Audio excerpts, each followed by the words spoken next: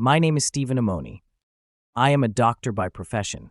I live and work in London, near the River Thames. This story begins with a doll. Strange as it may seem, it is true. It happened on a day in October, 5 years ago. I remember that day vividly. As I left my house, the morning sunlight shimmered on the Thames as usual. I was on my way to buy a copy of the Times. At the corner of my street, there was a flower shop. As I approached the corner, the bright and vivid colors of the flowers caught my attention. I turned towards Abbey Lane and kept walking.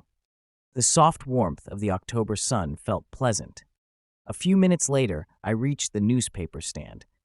Then I suddenly remembered. Next week was my niece's birthday. I scanned the shop's window, searching for a suitable gift for her. My eyes moved over various toys, pens, paper, books, chocolates, and sweets. I had been seeing these items here for years. As I was about to decide that there was nothing special enough for my niece, my eyes fell on a doll, a rag doll. It was partially hidden in a corner of the window. The doll was made of cloth, and its face was painted with a brush.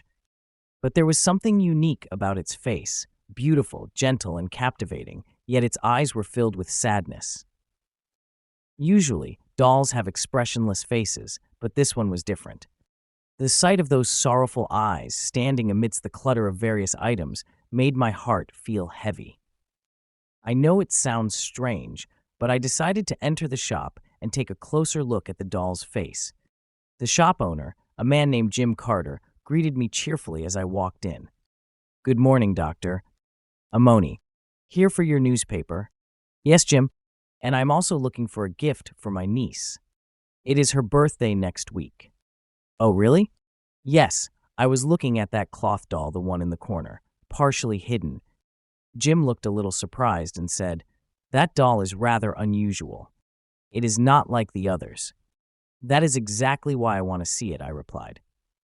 "And it is quite expensive." Jim handed me the doll. I was so startled that I nearly dropped it. It was crafted so beautifully that it looked almost alive. Its dress was entirely made of fabric, and now I could clearly see that its face was indeed painted. Exquisite.